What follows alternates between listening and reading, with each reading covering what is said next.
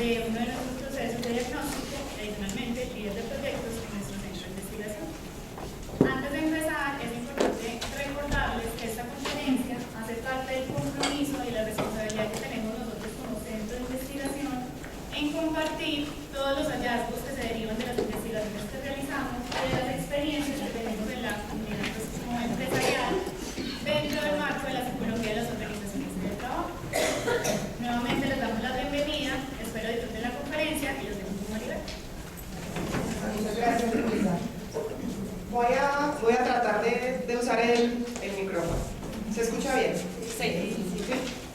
Bueno, una de las cosas, como les contaba Luisa, que hace parte de nuestra responsabilidad en términos pues como de nuestra profesión como psicólogos y como centro de investigación es contarle al mundo lo que sabemos y lo que aprendemos. El tema del liderazgo había sido un llamado aparte pues, de nuestros clientes desde hace muchísimo tiempo y nos pusimos en la tarea de hacer una revisión como para empezar a mostrarles lo que hay en el mundo, la investigación alrededor del mundo acerca del tema del liderazgo. Esta conferencia en particular es un poquito distinta de algunas de la mayoría de las que hacemos. No les vamos a presentar nuestros resultados de investigación, sino que les vamos a presentar los hallazgos alrededor del mundo, por decirlo de algún modo, como les decía. Tenemos esta agenda, no sé si esta. Vamos a empezar por algo que puede ser o sonar muy básico, que es el cómo somos. Vamos a tocar algunos rápidamente, temas evolutivos y culturales que nos caracterizan como seres humanos y como colombianos. Luego vamos a pasar a modas o modelos. Ahí vamos a hacer una revisión teórica, que es nuestro sustento para la conferencia de hoy, acerca del liderazgo. Cerramos ese apartado de la conferencia con algunos apuntes acerca del desarrollo del liderazgo. Pasamos a algunos obstáculos que nos hemos encontrado para el desarrollo del liderazgo. Nosotros, ¿qué hemos hecho con este tema? Que está sin ser, y algunas conclusiones. Ese es nuestro panorama para esta horita y algo más. Así que empecemos con el ¿cómo somos? ¿Será que volteo el computador? Bueno. Nosotros, los seres humanos, en aras de sobrevivir, pues evolutivamente hablando, empezamos a conformar grupos. Al conformar grupos empezaron a aparecer algunos fenómenos bastante interesantes, de hecho, como la normalización, la conformidad, la influencia. Ahí tenemos que hablar también de poder y de autoridad. En la medida en que nos juntamos, porque era más fácil sobrevivir si nos juntábamos, ¿cierto?, en grupos, las normas aparecieron y teníamos que cumplirlas para poder pertenecer al grupo y garantizar así nuestra supervivencia. De ahí la normalización. Y aceptarlas, conformarnos, acomodarnos a esos grupos para que no nos excluyeran, porque solitos nos iba a ir más mal, ¿no? También hubo o empezaron a aparecer algunos personajes que tenían mejores habilidades, más habilidades para sobrevivir, y les empezamos a reconocer eso y a darles el poder, autorizarlos más bien para tomar algunas decisiones por nosotros y para protegernos. Digamos que ahí empezaron a emerger líderes. A esos líderes cuando los autorizamos, ¿cierto?, les hacemos caso, les pedimos que nos guíen, que nos acompañen, entre otras cosas. E incluyen en nosotros, ¿no?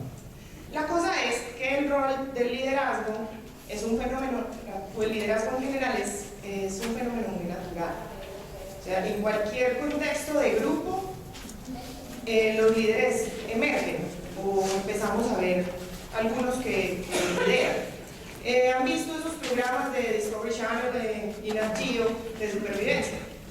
En esos programas, cuando ponen a las personas en contextos muy agrestes y difíciles, tienen que sobrevivir, han notado que surgen esas figuras de líder.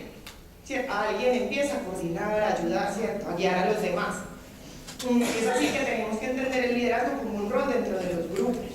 que es como con lo que va a sustentar de aquí para adelante. Es un rol dentro de un grupo. Un líder no existe sin seguidores. En la literatura se nombran así. Y cuando no emerge, digamos, naturalmente, el grupo empieza a pedir un líder que les ayude a organizarse. Todo esto es lo que caracteriza muy escuetamente, ¿no?, a la humanidad. Somos así, somos gregarios, somos seguidores, hay procesos de influencia, todo el tiempo influenciamos a otros y los otros nos influencian a nosotros. Pero en nuestras organizaciones, que es importante que lo tengamos en cuenta, digamos que el liderazgo no es algo tan natural, porque la organización es una estructura creada por seres humanos. Y en esa estructura le asignamos niveles a la autoridad, que eso ya es jerarquía. Y no necesariamente quienes ocupan esos roles tienen las habilidades para liderar los equipos. Nosotros creamos la estructura porque ellos, los líderes en la organización, no emergieron naturalmente. Esto es en términos de la humanidad y nuestras organizaciones. Ahí vamos ya en nuestras organizaciones. Ahora miremos un poquito cómo somos los colombianos.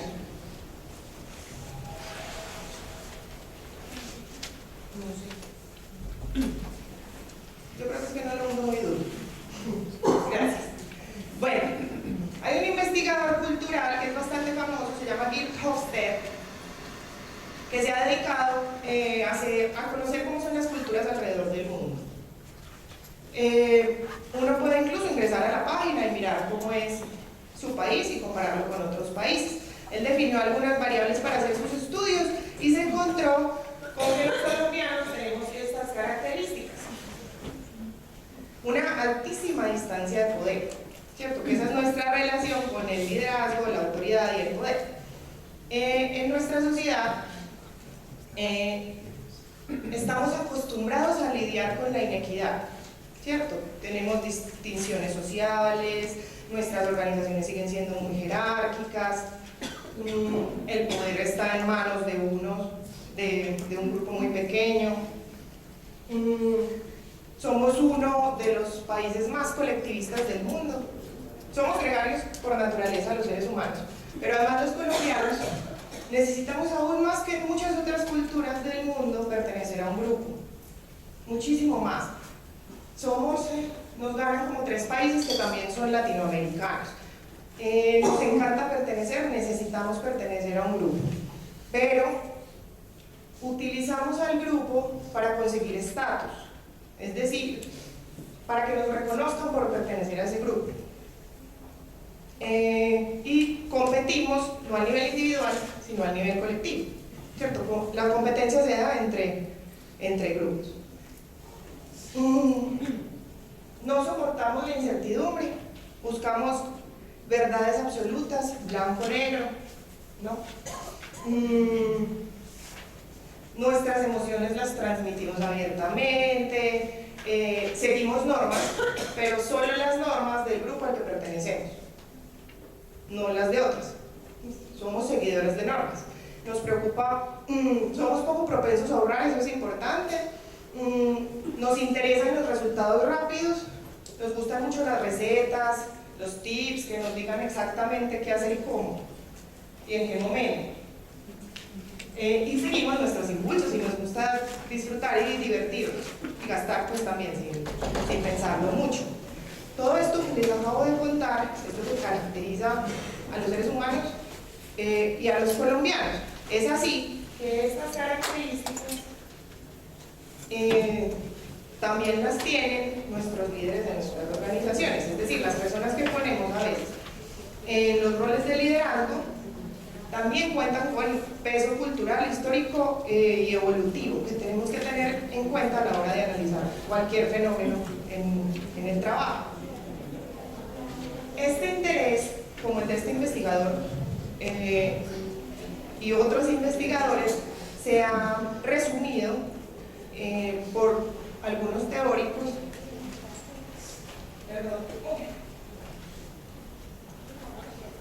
Se ha resumido por algunos teóricos o han hecho algunas clasificaciones acerca de qué es lo que pasa con el liderazgo. Es un fenómeno del que hablamos todo el tiempo, del que nos interesa saber muchas cosas.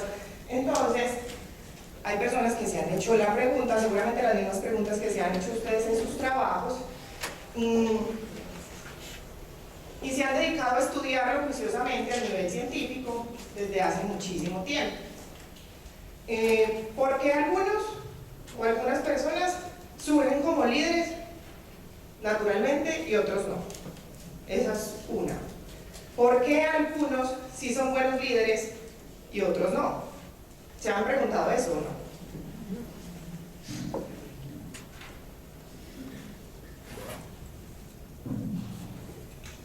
Es así que a través de los años se ha recogido mucha información para responder preguntas. Más o menos en los 30 y 40, la pregunta estaba orientada hacia ¿qué será lo que diferencia un líder de un no líder? ¿Cuáles son esas características personales de esas personas que ocupan posiciones de liderazgo? Y la premisa era que se nacía líder. ¿Han escuchado eso? ¿El líder nace o se hace? En este momento del tiempo se creía que el líder nacía, y eso era lo que estaban buscando. ¿Cuáles son esas características?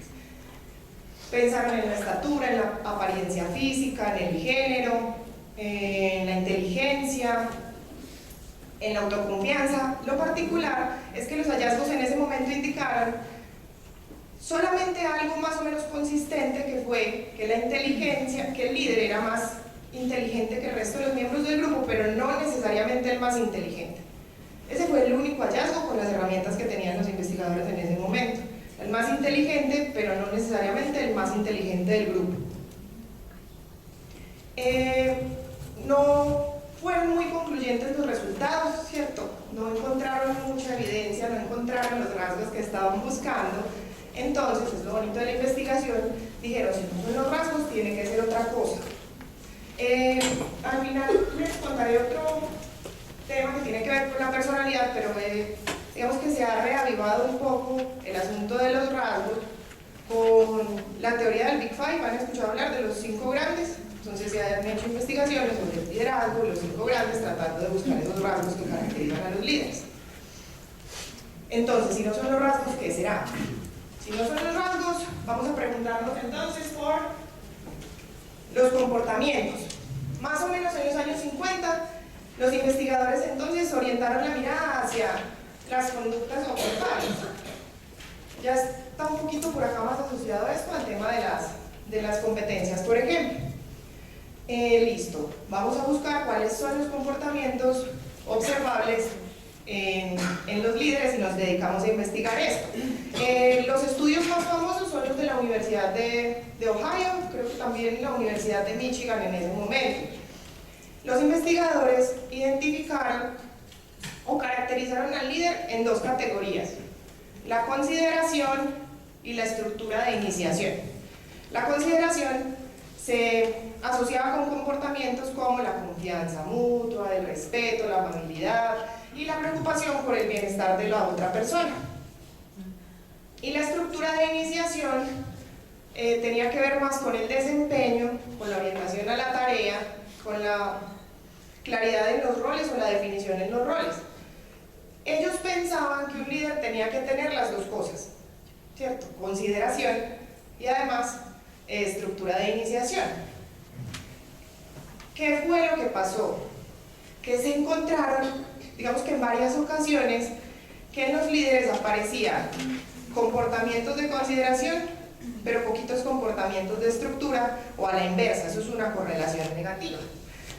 Entonces encontraban pocos líderes, que creo que no los encontraron, que tuvieran las 2 cosas.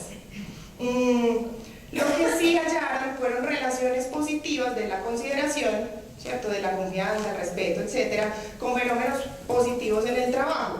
Relaciones fuertes con la satisfacción con el trabajo, con la motivación hacia el trabajo, con el desempeño del grupo, de la organización, el desempeño del líder y satisfacción con el líder. Relaciones fuertes y estrechas, ¿cierto? Si había presencia de esos comportamientos, más probablemente encontraban presencia de esos fenómenos positivos. De nuevo, no hubo resultados consistentes en el tiempo, ¿cierto? O sea, en distintas investigaciones se encontraban resultados diferentes. Entonces, si no son los rasgos y si no son las conductas, pues entonces, ¿qué será? Y siguieron buscando e indagando. Y aquí aparecieron los modelos de contingencia, modelos situacionales. Entonces, si encontramos esas relaciones tan extrañas, si no son los rasgos, si no son las conductas, tiene que haber algo en la mitad para saber cuáles son los efectos.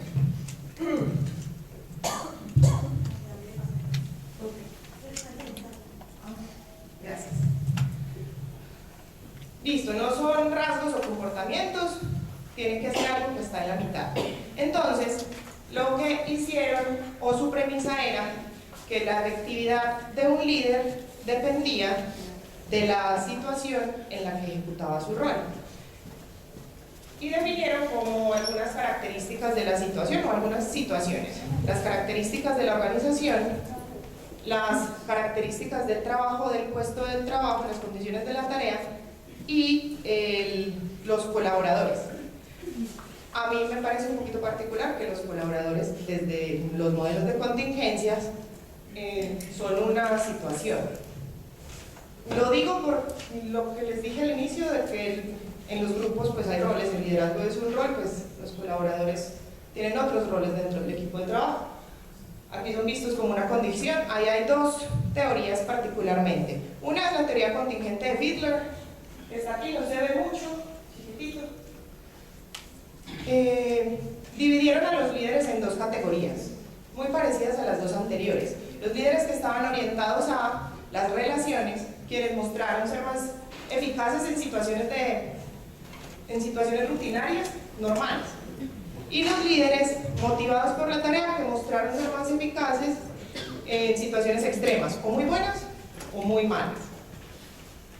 Y está el modelo del camino a la meta o Path Goal Theory.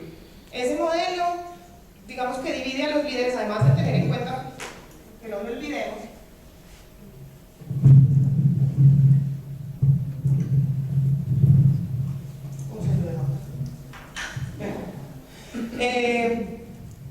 ese modelo, además de tener en cuenta la situación, dividió a los líderes o los comportamientos de los líderes en liderazgo participativo, liderazgo directivo, liderazgo de apoyo y liderazgo hacia el logro. De nuevo, seguramente debido al tipo de diseños de investigación, no lograron probar el efecto moderador de las situaciones, ¿cierto? O sea, lo que estaba en la mitad no lograron identificar cuál era el rol que ocupaba en términos del comportamiento del líder y los efectos positivos o negativos. Y además encontraron diferencias en contextos de laboratorio, ¿cierto?, creados, y en contextos de campo. Ese es nuestro modelo de contingencia. Entonces, si no hemos podido saber si son las situaciones, si son los rasgos, si son los comportamientos, entonces, ¿qué será? Se han preguntado los investigadores. Entonces, empezaron a aparecer modelos que contemplaron de manera como un poco más precisa el rol de los colaboradores. Entonces, aquí le agregamos las relaciones, o sea, el vínculo que se establece entre un líder y su colaborador. Y además nos dijeron que el intercambio entre ellos tiene que ser positivo para que haya resultados o efectos positivos también. Y hablaron, aunque debo admitir que todavía no se ha probado, cómo la influencia es mutua, o sea, un líder influencia a sus colaboradores y los colaboradores lo influencian a él. Y además de eso, de centrarse un poquito en la relación, también se empezaron a centrar como en temas más profundos como la transmisión de la visión, ciertos asuntos éticos, los valores y la inspiración. Aquí les contaremos rápidamente dos teorías. La teoría del intercambio líder-miembro, Leader-Member Exchange, así lo encuentran en la literatura, no se enfoca en los comportamientos ni en los rasgos, sino en la relación líder-colaborador. Definen dos categorías de relaciones, si son relaciones de buena calidad o relaciones de mala calidad. Incluso pareciese sencilla, pero la valoración no es tan sencilla. Las relaciones de alta calidad se caracterizan por el apoyo mutuo, la confianza, el sentido de orientación, la lealtad, el respeto, el acompañamiento. Y las de baja calidad por influencia negativa, distinciones de rol, distinciones sociales, entre otras cosas. Lo que se encontraron fue que las relaciones de alta calidad tenían efectos más positivos. Efectos positivos, de hecho descuidaron cuáles eran los efectos de las relaciones de mala calidad, que es una de las críticas a la teoría.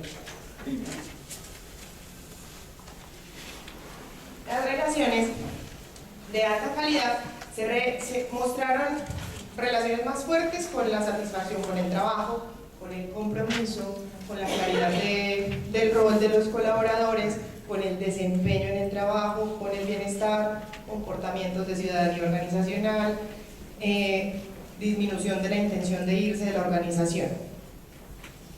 Y las de baja calidad solo probaron efectos o relaciones con retaliaciones o desquite de los colaboradores. Pero notan que los comportamientos que han demostrado mejores relaciones, o en términos de las relaciones líder-colaborador o de las características del líder, están asociadas con apoyo, confianza, respeto, consideración, o sea, lo que se dijo desde el principio, para que lo vayamos teniendo presente. Han mostrado los efectos más positivos. ¿Cuál fue otra crítica a esta teoría? Que hay poca atención, hubo poca atención a cómo aplicar esto en las organizaciones, no explica las causas de nuevo, y además hicieron solamente o solo se sustentó en diseños relacionales, mostrar si una variable se movía o no al ritmo de la otra. Y además, que esto es importante, se enfocó solamente en la relación líder-colaborador, no en la dinámica del grupo. Un líder normalmente no tiene una sola persona a cargo, tiene varias. Y las relaciones incluso se pueden influenciar entre sí. Y aquí tenemos la teoría del liderazgo transformacional. Entre la anterior y esta se domina la literatura más reciente, no tan reciente, alrededor de los 80s para acá, digamos. O sea que el mayor número de investigaciones está sustentado en esas dos, en la del intercambio líder-miembro y en el liderazgo transformacional.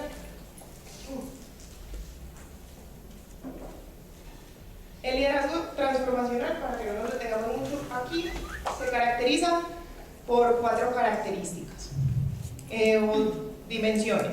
La influencia idealizada, que es el denominado carisma, que son ejemplos a seguir, que transmiten una visión colectiva, visión de futuro, personas que son íntegras.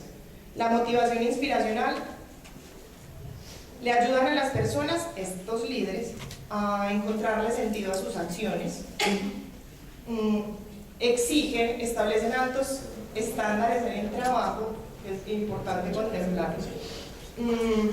Lo que hace que las personas desarrollen resiliencia y autoeficacia, estimulan intelectualmente, no le dicen a la persona qué hacer ni cómo, sino que le ayudan a encontrar la respuesta. Y la consideración individualizada es que se preocupan genuinamente por el bienestar y el desarrollo de los colaboradores. Este es el liderazgo transformacional. Está dentro de las teorías relacionales en las que dije que el foco es la relación entre el líder y los colaboradores. De cualquier modo, nos pareció al hacer la revisión que esto era devolverse un poco a la búsqueda del líder ideal en términos de los comportamientos. Es así que aún no hay explicación de cómo se da ese proceso de influencia o cómo se da, o qué es lo que pasa en ese intercambio. Lo que sí se ha demostrado, para que lo contemplemos, es que son las relaciones con efectos positivos del liderazgo transformacional, que son muchísimas, pues porque lleva dominando la literatura desde hace, pues la investigación desde hace muchísimo tiempo. Estos son solo algunos de los efectos reportados en la literatura. Son efectos positivos al nivel del individuo, al nivel de los equipos y al nivel organizacional. Y hay muchos otros modelos teóricos o teorías. Algunos viejitos que de hecho no se desarrollaron en el contexto organizacional, pero asumo que muchos de ustedes han escuchado hablar del liderazgo autocrático, democrático y lícito. Bueno, eso fue por allá en los 40, investigaciones desarrolladas era psicólogo, por Levy, y de hecho sirvió de soporte para muchas otras investigaciones, pero se hicieron en contextos sociales y no organizacionales. El liderazgo resonante de Goleman, sustentado en la inteligencia emocional, también se habla de liderazgo complejo, por oposición a los modelos tradicionales, que son los que les acabo de contar, que si notan, pues se sustentan de algún modo en las jerarquías, ¿cierto?, de las organizaciones. Aquí se preguntan qué pasa si las organizaciones se aplanan y esas jerarquías no existen, que es similar al liderazgo compartido, ¿cierto?, que su premisa es que las personas nos lideramos entre nosotros en los equipos, pues unas a otras en los equipos de trabajo. Está el liderazgo, el e-leadership, el liderazgo, sí, remoto, gracias. El liderazgo remoto y el romance del liderazgo. Es un nombre, o no sé si lo traduje, no lo traduje bien, pero suena muy particular. Este es el enfoque en investigación que se está orientando más a la búsqueda de cuál es el rol del colaborador en el proceso de liderazgo. Por ahí, ¿cierto?, por estos últimos, por el liderazgo remoto, el liderazgo cultural y transcultural, el liderazgo compartido y el romance del liderazgo, hacia allá van las investigaciones, aún no hay pues como resultados importantes para mostrar. Resumamos. Son casi 100 años de investigación, o más. Empezamos por los rasgos, universalización de los rasgos, cuáles son los rasgos que caracterizan a los líderes, pasamos al comportamiento observable, luego nos fuimos a las situaciones, luego nos fuimos a las relaciones líder-colaborador y vamos en cuál es la influencia mutua y el rol del colaborador, que a veces lo ignoramos. Pero porque la mayoría de las teorías y de las investigaciones se centran en identificar cuál es el rol, solamente el rol del líder. Llegando a este punto, cuando terminó nuestra revisión teórica, decidimos agregar a esta conferencia dos temas particularmente, que son perspectivas de líder coach y líder mentor. El líder coach, por lo que hemos entendido, es una persona que acompaña el desarrollo de otra.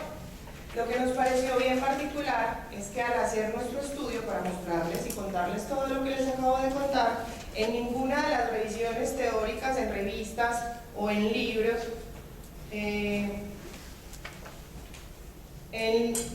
apareció como un modelo teórico o una teoría acerca del liderazgo, en ninguna de las revisiones. Por tanto, entonces, asumimos pues, que no lo es, que no es un modelo teórico, es una metodología para el desarrollo del liderazgo, y también encontramos que lo que hace o su propósito es generar cambios a nivel comportamental y a nivel emocional en las personas que participan del proceso de coaching. Esto que nos dio pues como indicios de que había prácticas o que utilizaban prácticas psicológicas para generar estos cambios. Y ahí nos preocupamos un poco porque por lo que tenemos entendido, muchas de las personas que lideran este tipo de procesos no son psicólogos utilizando técnicas o incluso teorías, ¿no?, de la psicología. Y la psicología lleva muchísimos años, ¿cierto?, desarrollándose para generar bienestar y cuidar la salud de las personas. Otra cosa que nos encontramos es que muchos de los libros que están revisando no tenían referencias o apartado de referencias. no reportaban el sustento teórico, y en algunos documentos que leí indican que se basan en teorías del aprendizaje, teorías cognitivas, incluso hay algunos con sustento psicoterapéutico. Y asumimos además que la intención es tener un efecto terapéutico en el otro, ¿cierto? De cambio comportamental y emocional. Ahí tocamos asuntos éticos importantes, porque la psicología en nuestro país ya está dentro de las ciencias de la salud, está regulada, porque, como les digo, lo que busca es efectos positivos en las personas, y por tanto las personas que ejecutan prácticas de este tipo deberían estar lo suficientemente entrenadas para garantizar eso y evitar los efectos negativos. Esto en términos del coaching. Y encontramos como otra corriente, que es el líder mentor. Tiene una estructura comercial pues mucho menos sólida que el coaching, pero ya nos han empezado a preguntar por el asunto, entonces pues tenemos que revisarlo. Se basa en teorías del aprendizaje, pero el foco del proceso de mentoring no es el desarrollo de el cambio comportamental y emocional en las personas, sino su desarrollo en la organización en términos de ascensos, de ingresos. Es como potenciar la carrera profesional del otro. Entonces ponen a una persona al lado de alguien que tiene la autoridad de la solvencia, del conocimiento, de las habilidades, para entrenarlo y ayudarlo pues como en ese proceso. Insisto, escuchamos más hablar de coaching en este momento, pero ninguno de los dos son modelos teóricos, pues por el bagaje que les acabo de contar, son prácticas. ¿Listo? Entonces tenemos que irnos al título de la conferencia, que lo recuerdan, ¿cierto? Modelos y moda. Tenemos que aprender a diferenciar qué es un modelo de una moda. Tenemos que saber en qué momento, pues, o predecir en qué momento podría ser que algo se convierta en una moda. Un modelo es un conjunto de conceptos, digamos, que ha sido probado matemáticamente, o es solo teórico, pero que nos ayuda a explicar cuáles son los antecedentes, cuáles son las consecuencias de un fenómeno.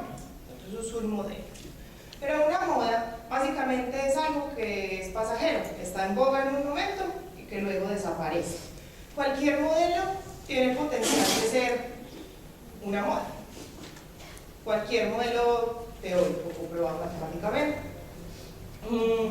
También cualquier modelo puede desaparecer a razón de que no muestre evidencia de que funciona a través o a partir de la investigación.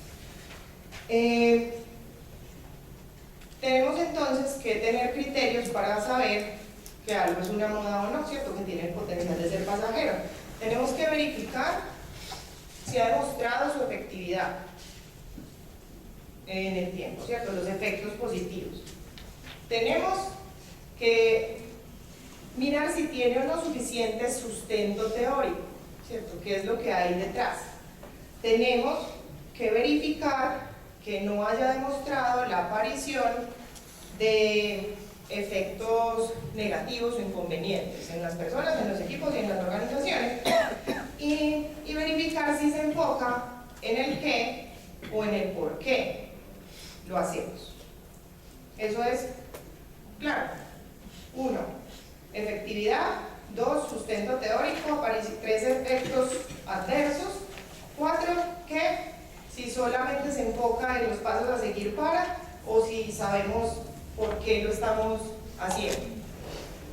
Hay algunos ejemplos de ello. Está la administración de modelos que se convirtieron en modas, está la administración por valores, están las competencias. Yo creo que en la mayoría de las organizaciones en este momento se utiliza algún modelo de competencias. Los modelos de competencias en su momento pues tuvieron, o su desarrollo sí está sustentado teóricamente, hay investigaciones alrededor del asunto, pero también nos hemos encontrado con quejas pues de nuestros clientes y dificultades en el momento de la aplicación de esos modelos. Pareciese ser entonces que lo que se hizo en un momento fue tomar el modelo de competencias y aplicarlo tal cual en las organizaciones sin hacer el debido proceso de adaptación. Y entonces empezaron a aparecer ¿qué? Efectos adversos. ¿Cuál es nuestra tarea como personas que trabajamos en áreas de gestión humana, o las personas que investigamos, o que somos consultores incluso? Es verificar si lo que estamos utilizando en nuestras organizaciones o aplicando en nuestras organizaciones tiene sustento suficiente en términos de efectividad o efectos positivos, o todos los criterios que les acabo de contar.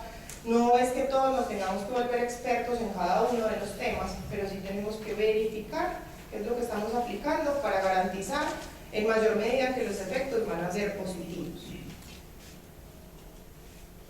Aquí estamos asumiendo la posición de que el liderazgo es algo que puede desarrollarse.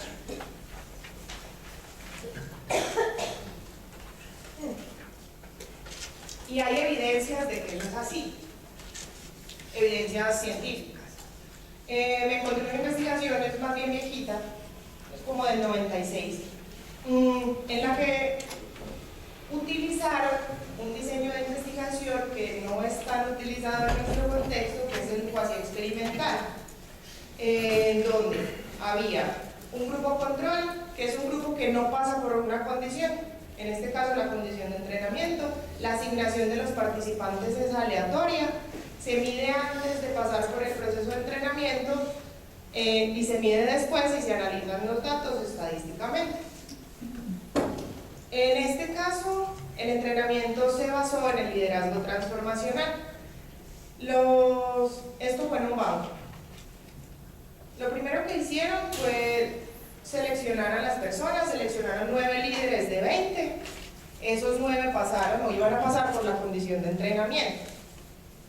Los otros 11 quedaron en lista de espera. ¿Cómo se hizo?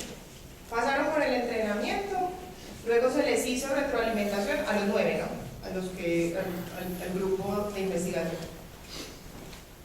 Pasaron por el entrenamiento, se les hizo retroalimentación sobre una valoración acerca del liderazgo transformacional que se había hecho previamente, y luego de la retroalimentación establecieron un plan, establecieron metas y se reunieron una vez cada mes, una vez por mes, durante 3 meses, el entrenador y el líder, para verificar cómo iban los avances.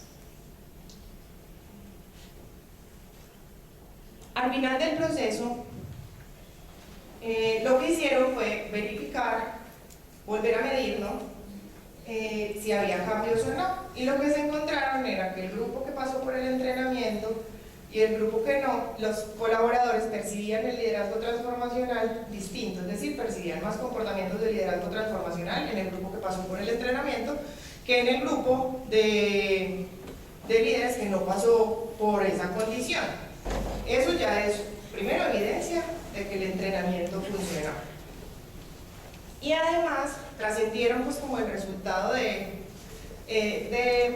percepciones de los colaboradores, e identificaron que los equipos de esos 9 líderes empezaron a vender más tarjetas de crédito y más créditos en el banco.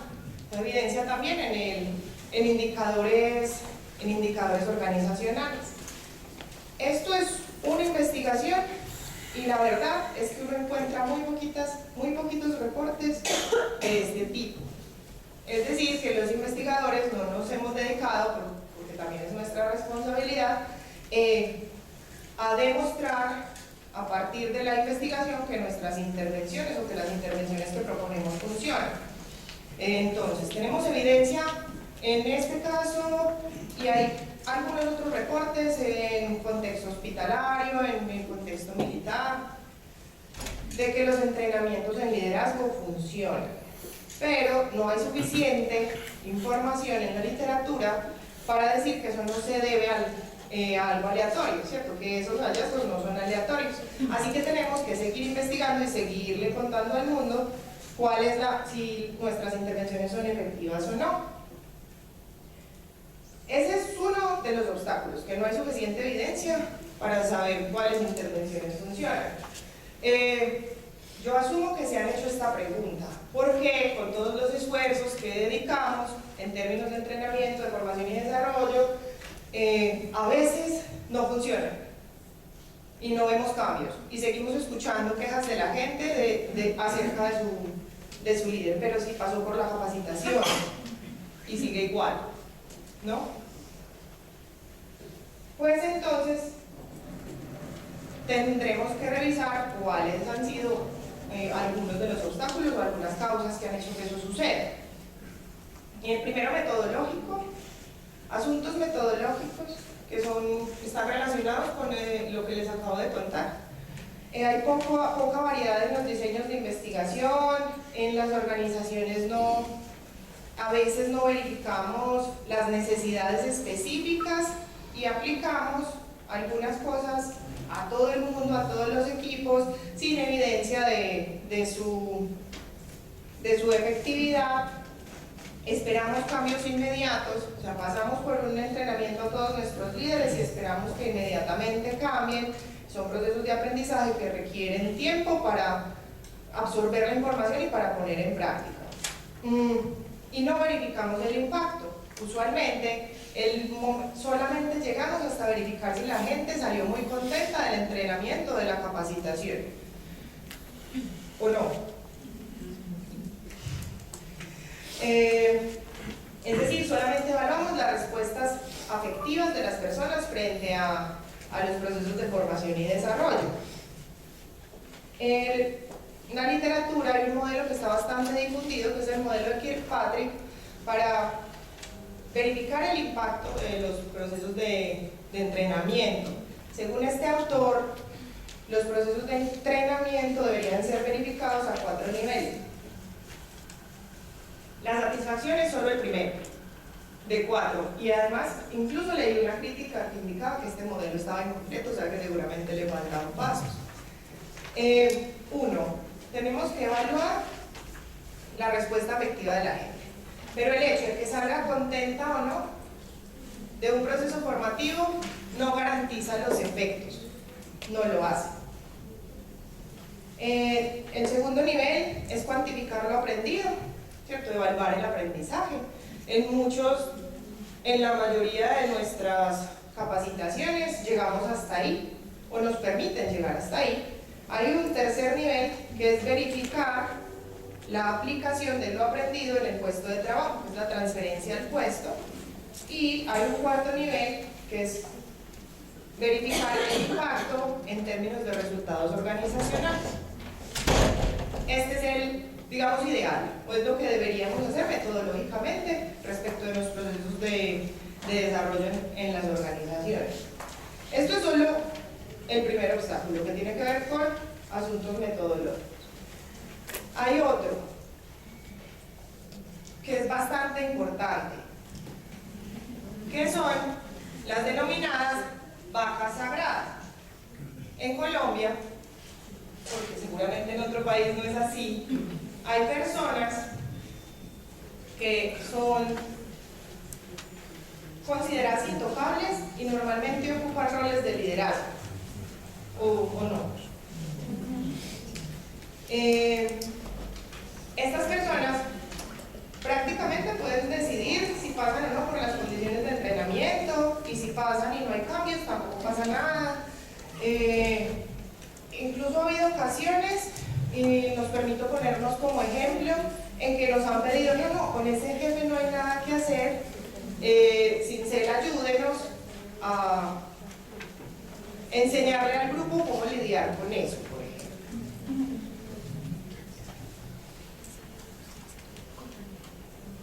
Pero esto está ligado al compromiso que logramos de la estrategia en los procesos de desarrollo del liderazgo. Sobre todo con el último punto.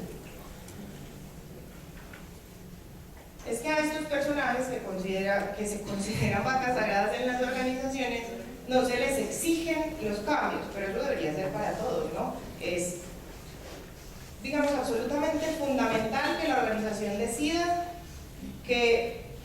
cómo es el líder que quiere y cuáles son los efectos que quiere que tengan la gente. Eso es el primer paso. Eso deberá evidenciarse en el diseño de sus cargos, que ahí ya se convierte en una exigencia. Si usted es un líder, estas son las características con las que debe contar para liderar su equipo de trabajo, y eso cómo se asocia con la estrategia de la organización.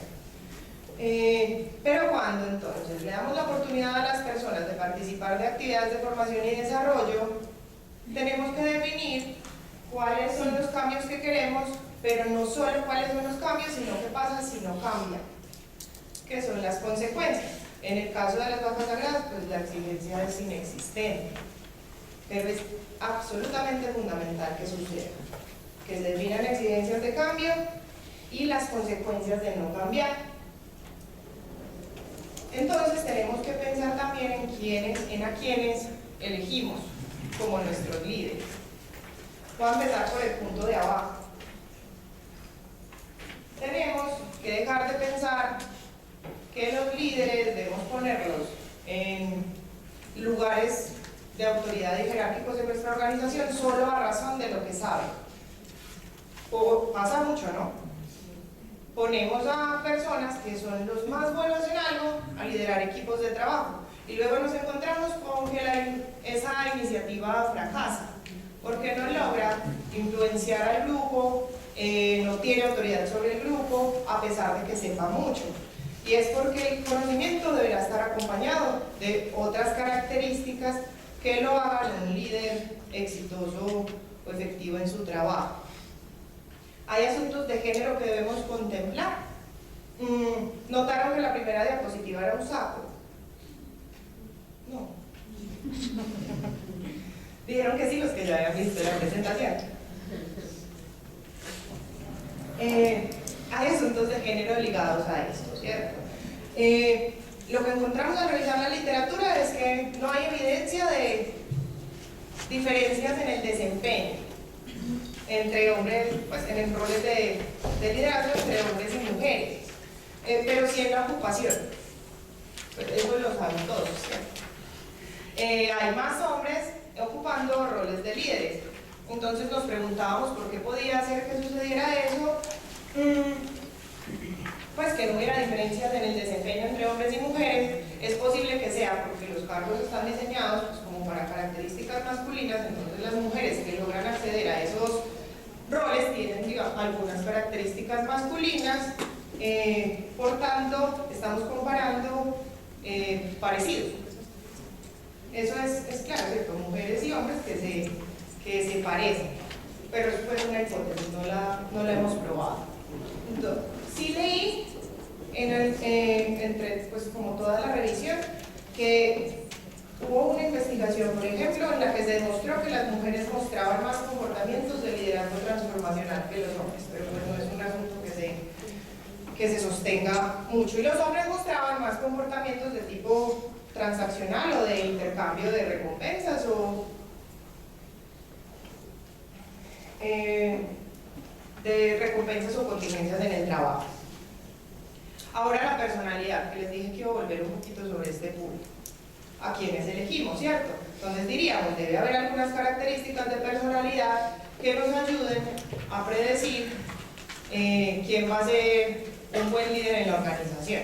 Pero nos encontramos que en los reportes de investigación sustentados en la teoría del Big Five, pues que es como la teoría más reciente de personalidad, que estas características, los 5 grandes, solo predicen la ocupación de cargos de liderazgo. O sea, si es líder o no es líder, o ocupa un rol. Pero no si desempeña bien el cargo. No hay aún evidencia de cuáles características de personalidad predicen mejor el desempeño o el éxito en los roles de liderazgo, pero sí vamos a ocuparlos. Y además, tenemos que tener en cuenta los asuntos culturales que les mencioné al inicio. Y es que estamos poniendo personas en roles de liderazgo que tienen historia y que están sumergidas en una cultura. En Colombia no estamos orientados a las personas por las personas y su bienestar. ¿Recuerdan que les dije que utilizábamos a los grupos para que nos reconocieran? Para lograr beneficios individuales, no para lograr beneficios colectivos. Es así que también tenemos que tener presente que los procesos de formación y desarrollo van a ser un poquito más duros porque estamos, digamos, peleando con nuestra cultura, tratando de cambiar cosas que están muy en el fondo en nuestro comportamiento.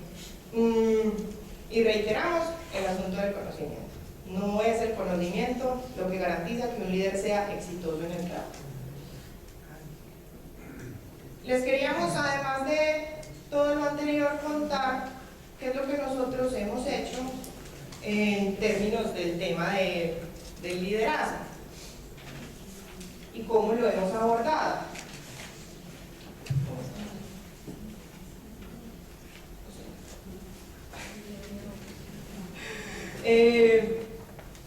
Seguramente pues muchos de ustedes saben que nosotros pues trabajamos bastante con esto de la medición en psicología y el tema del liderazgo lo hemos abordado desde el punto de vista de las percepciones, es decir, cómo los colaboradores perciben a sus líderes, porque consideramos pues, que las percepciones median la relación entre los comportamientos del líder y los efectos, y porque por proceso psicológico las personas no actuamos a razón de la realidad, sino de cómo la interpretamos.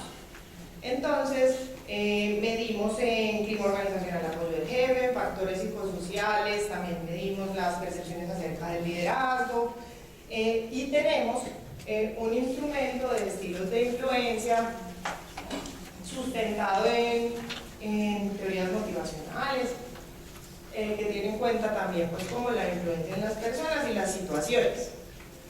Y también hemos hecho varios diseños de instrumentos específicos de liderazgo para algunas organizaciones, en donde el proceso es conocer cuál es el líder que quieren, incluso en ocasiones les contamos cuáles son los modelos teóricos que existen, toman las decisiones acerca de los comportamientos que quieren evidenciar o desarrollar en los líderes, hacemos el instrumento, lo piloteamos, lo revisamos y se lo entregamos para que siga su aplicación en el tiempo.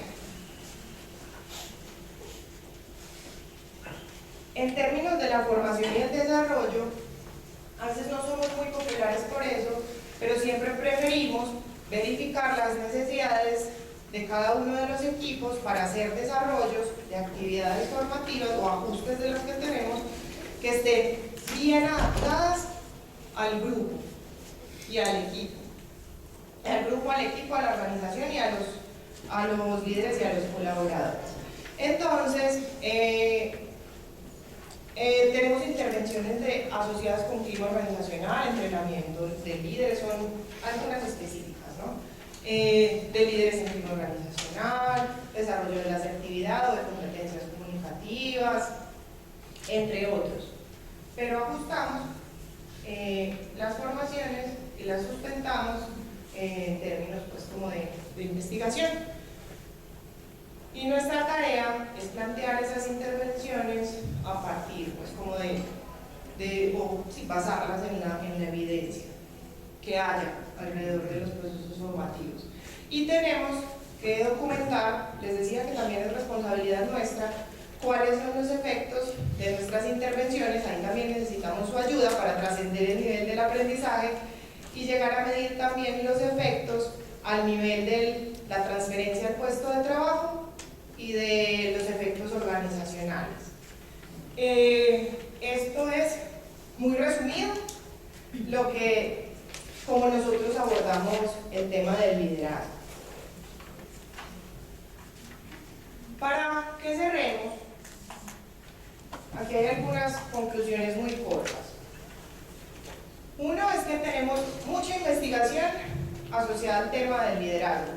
y es responsabilidad de nosotros como consultores, externos como Sincero, internos como muchas personas de gestión humana en las organizaciones, actualizarse respecto de lo que se está estudiando en el mundo. Y también es nuestra responsabilidad seguir investigando. Yo sé que no se ven, pero esto puede orientar un poco respecto de a quiénes buscamos o ponemos en posiciones de liderazgo, qué es lo que tenemos que desarrollar, porque se ha repetido incluso en los distintos modelos que les presentamos. Es que los comportamientos de apoyo, de retroalimentación, de confianza, de preocupación por el bienestar y el desarrollo, el transmitir visión, el ligar las metas a metas más trascendentes, el demostrar honestidad, integridad, justicia y aliento, son cosas que han demostrado estar asociadas a efectos positivos en las personas, en los equipos y en las organizaciones, ¿cierto? O sea que por ese lado podemos orientar un poco nuestra búsqueda. Como les dije desde el inicio, siempre tendremos que analizar el tema del liderazgo como un rol sumergido, inmerso en una dinámica grupal. Es decir, que tenemos que hacer más énfasis en cómo se dan esas relaciones, esos procesos de influencia y en el rol de los colaboradores en esos procesos. No siempre es un asunto de que el problema es el líder, es un asunto de dinámica. También se los dije al inicio, el liderazgo en nuestras organizaciones no es algo espontáneo, las organizaciones son creadas por seres humanos, es así que también es nuestra responsabilidad asumir a quienes ponemos en esas posiciones, en los roles, o les damos el rol de líder. Y también podemos modificarlo. Los modelos conceptuales teóricos son solo una guía. Tenemos que entender muy bien esa guía para ver cómo es que se puede acomodar a nuestra organización, a nuestras condiciones, a nuestras características culturales, para garantizar así los mejores efectos, o sea, adaptar los modelos, no aplicarlos tal cual. Y absolutamente fundamental, tenemos que verificar cuál es el sustento, qué es lo que soporta teóricamente y en términos de la investigación cualquier intervención en términos del desarrollo que ejecutamos en nuestras organizaciones. ¿Cuál es el soporte? Verificar eso de dónde sale, cuáles son los efectos, eso por qué y para qué lo vamos a implementar. Esto es lo que teníamos para contarles hoy respecto del tema del liderazgo. Seguramente en próximas conferencias ampliaremos algunos de los asuntos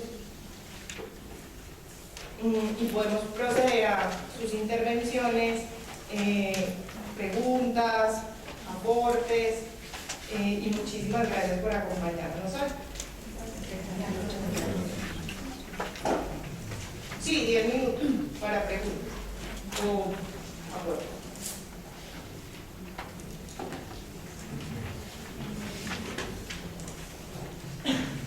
Creo que ya voy a parar, sí.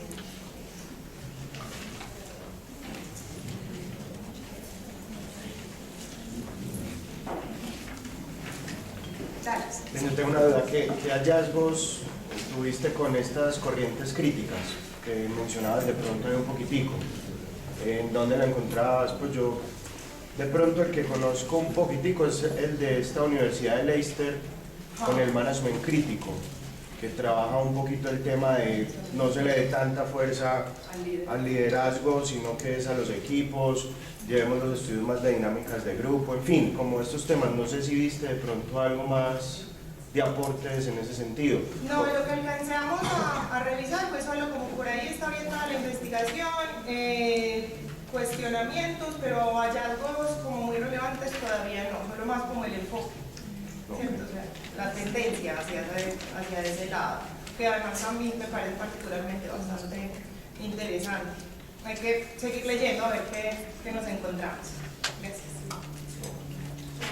Sí. ¿Encontraste alguna evidencia de que esas metodologías nuevas, como el caso del coaching, han dejado evidencia de que ha funcionado de alguna manera? Entre todos los artículos que revisé, porque también revisé algunos de coaching, encontré uno de entrenamiento, pues como de todo el proceso de medimos antes, después y demostró cambios al final.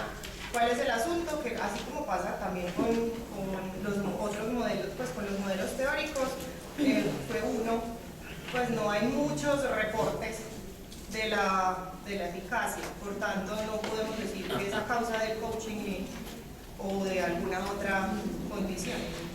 ¿Y a qué se puede deber que haya tenido tanto impacto esa metodología, que sea tan comercial? Yo de asuntos de mercadeo, la verdad no sé mucho, pero sí tiene una estructura pues comercial, como les decía, muy sólida. Hay certificaciones, ¿cierto? Hay pues como agremiaciones que soportan los certificados, pero no es una profesión, pues no es una carrera profesional. Entonces ahí,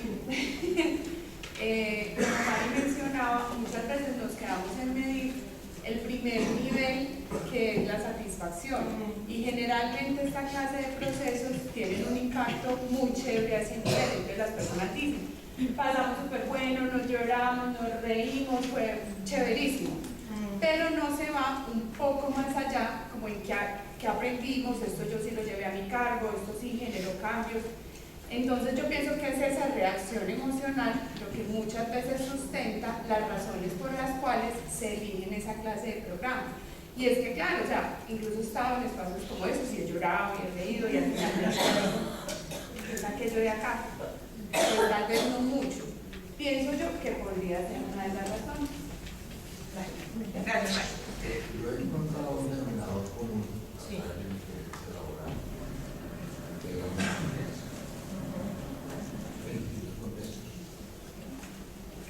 No escuchamos. Yo le presto esto. Yo he identificado en 47 años de experiencia laboral, pues hago referencia a los años, en distintos contextos. Hay un denominador que se llama confianza. Y la confianza no se adquiere si yo no doy confianza. Y eso se traduce en una comunicación. Nosotros no nos comunicamos. Y mientras no nos comuniquemos, no generamos la confianza. Porque el liderazgo se fundamenta, para Pedro Hernández, en la confianza y en un elemento que no se mencionó, que le llama el amor. Uno no puede construir en organizaciones liderazgo sin amor. Hay que sentir el amor. Ese elemento se consigue. Uno tiene que amar a los que están con uno y ellos tienen que amarlo a uno. Ese elemento es fundamental para cualquier liderazgo. Lo digo a través de mi experiencia laboral, que con eso yo he logrado un montón de cosas sin un esfuerzo, simplemente entendiendo al otro como ser y como humano, sin muchas teorías. Todo esto que usted dijo es válido, pero le falta el elemento más importante, que es el amor. Y el amor no se lee ni se adquiere en conferencias ni en talleres, el amor se da. Y eso es un impacto que usted con eso consigue lo que quiere, sin necesidad de leer y rastrear 80 libros.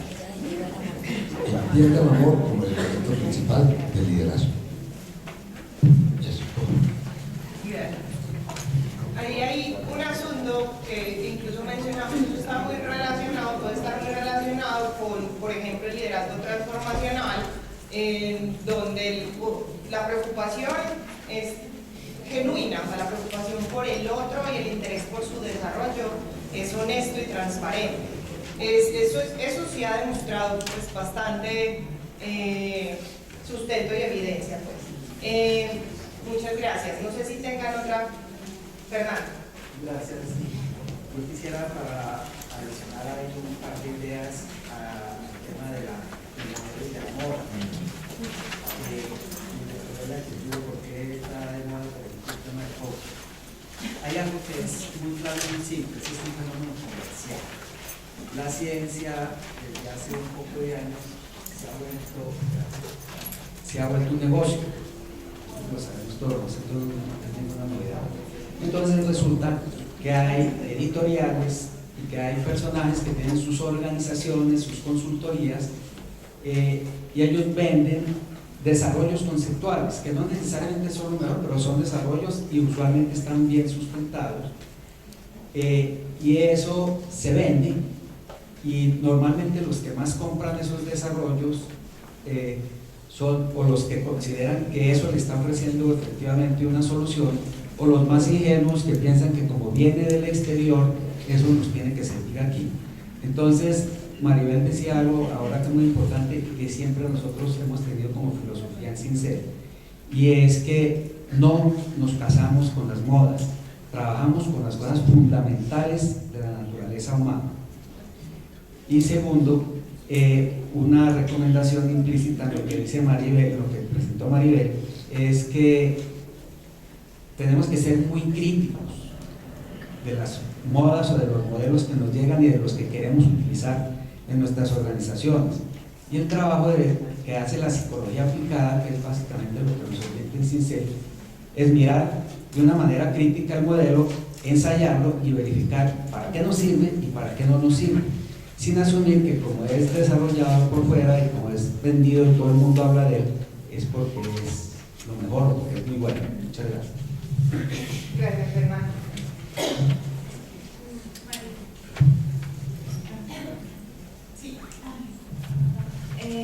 Vale la pena una investigación que se refiera a qué impacto o qué metodologías pueden impactar en ese liderazgo, porque lo que uno se encuentra en las empresas es que hay diferentes líderes que tienen todo el conocimiento pero no saben liderar y les han hecho todo tipo de entrenamientos, coaching, entonces lo que llegan es, y ya están llegando muchas, es decir, venga, háganos entonces una terapia clínica, y eso están llegando muchas empresas porque están buscando la base donde llegamos a que realmente lideren a ese grupo. Entonces, ¿cómo lograr que se identifique, bueno, cuáles son esas intervenciones que realmente generan un impacto positivo? Porque supuestamente tienen una personalidad de liderazgo y fueron seleccionados así, con una personalidad de liderazgo, pero no tienen una efectividad en su grupo. Entonces, ¿cómo hacen para lograr, cómo hacemos para que vaya más allá un entrenamiento o otro tipo de metodología? Es precisamente eso con lo que tenemos que tener cuidado, y es que no se ha demostrado cuáles son las características de personalidad que predicen el desempeño del líder. Entonces tendríamos que orientar nuestros procesos de selección tal vez más hacia el tema de los comportamientos y de la competencia de las personas, para que desde la personalidad, y puede ser que ahí es que nos estemos equivocando y estemos poniendo personas que no cuentan con esas características, aunque sí con algunos rasgos de personalidad. Pero en términos de las metodologías, sí es necesario que verifiquemos todos los niveles de impacto o evaluemos toda la intervención desde todos esos niveles, para que empecemos a registrar la evidencia del desarrollo. Entonces, es un asunto de continuar investigando y reportando, pero tal vez no sea solamente desde el punto de vista de los entrenamientos, puede ser que lo estemos haciendo bien, sino que estamos eligiendo mal. ¿Alguien más? Para complementar un poquito la respuesta, y retomando algo que dijo Mari en la conferencia, y es el requerimiento que se hace desde la organización, porque entonces a veces tenemos personas que han ido a 3 procesos de coaching, han ido a todos los grupos, a todas las formaciones que ha podido encontrar la empresa para contratar, pero nunca se ha evaluado si realmente sí están llevando eso a su día a día de trabajo, no se ha hecho ese acompañamiento, y si no pasa, nunca pasa nada, porque puede ser una persona que es muy brillante en la parte técnica, entonces yo a esta persona no la puedo tocar. Entonces esta persona sigue sin mostrar cambios y no pasa nada con esta persona. Incluso si yo la llevo a un proceso terapéutico, pues es que uno de los principios, yo creo, de un proceso terapéutico es que nadie cambia a nadie, sino que los cambios vienen desde las mismas personas. Entonces, si no hay un interés genuino de la persona por cambiar y no hay un requerimiento desde la organización para que se presente un cambio, pues seguramente puedo seguir invirtiendo muchísima plata, pero tal vez no vaya a haber un cambio en estas clases personales. Si no hacemos las exigencias y le sumamos consecuencias.